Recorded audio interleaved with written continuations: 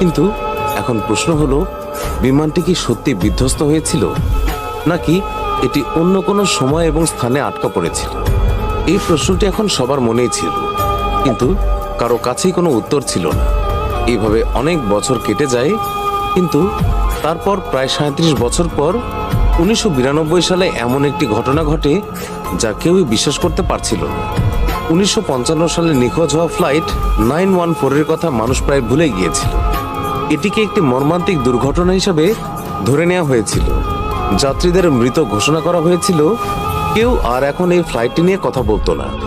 কিন্তু 37 বছর পর 21শে সেপ্টেম্বর 1992 সালে ভেনেজুয়েলার কারাকাস বিমানবন্দরে এমন কিছু ঘটে যা সেখানে উপস্থিত সকলকে হতবাক করে দেয়।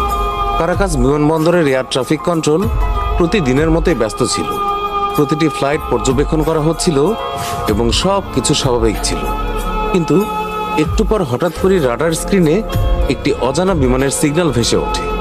এরপর ডিউটিতে থাকা অফিসার জুয়ান দেলা কর্টে স্ক্রিনের দিকে মনোযোগ সহকারে তাকালেন এবং দেখলেন যে বিমানটি কারাকাসের দিকে এগিয়ে আসছে। কিন্তু তাদের কাছে সেটির কোনো আনুষ্ঠানিক তথ্য ছিল না। তিনি তৎক্ষণাৎ তার সহকর্মীদের ডাকলেন এবং জিজ্ঞাসা করলেন যে এটা কোন বিমান, এটির তো কোনো ফ্লাইট ডিটেইল আমাদের কাছে নেই। ইনভেস্টিগেশন করার পর যখন বিমানের মডেল নাম্বার বেরিয়ে আসে, তখন সকলের মুখে বিস্ময় আর ভয় দুটোই ফুটে ওঠে। তারা দেখেন যে এটি কোনো আধুনিক বিমান নয়, বরং 1950-এর দশকের একটি ডগলাস DC-4 বিমান। এয়ার ট্রাফিক কন্ট্রোলে হট্টগোল শুরু হয়ে যায়। কন্ট্রোল টাওয়ার তৎক্ষণাৎ বিমানের সাথে যোগাযোগ করে। অচেনা বিমান, দয়া করে নিজের পরিচয় দিন। কয়েক সেকেন্ডের জন্য কোনো সাড়া নেই। কন্ট্রোল টাওয়ারে সবাই খুব চিন্তিত। ঠিক তখনই রেডিওতে একটি ভাঙা কণ্ঠস্বর ভেসে আসে। এটি প্যান আমেরিকান ফ্লাইট 914, যা নিউ ইয়র্ক থেকে মায়ামি যাচ্ছে। আমরা কি মায়ামিতে পৌঁছে গেছি?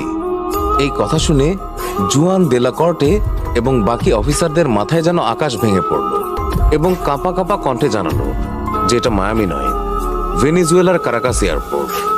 অর্থাৎ ফ্লাইট 914 তার গন্তব্যস্থল থেকে 2200 কিলোমিটার দূরে ছিল। আর পাইলট তো এটা জানতোই না যে তারা 37 বছর পর কারাকাস এয়ারপোর্টে এসেছেন। পাইলট যখন শুনতে পান যে তিনি মায়ামির পরিবর্তে কারাকাস এয়ারপোর্টে আছেন, তখন তিনি ঘাবড়ে যান এবং কারাকাস এয়ারপোর্টে ল্যান্ডিংয়ের অনুমতি চান। এয়ার ট্রাফিক কন্ট্রোল দ্রুত বিমানটিকে ল্যান্ডিংয়ের অনুমতি দেন, আর অনুমতি পাওয়ার সাথে সাথেই পাইলট বিমানটিকে কারাকাস এয়ারপোর্টে ল্যান্ড করায়। কিন্তু বাইরের দৃশ্য দেখে পাইলট অবাক হয়ে যান, কারণ অন্যান্য বিমানগুলি দেখতে বেশ নতুন।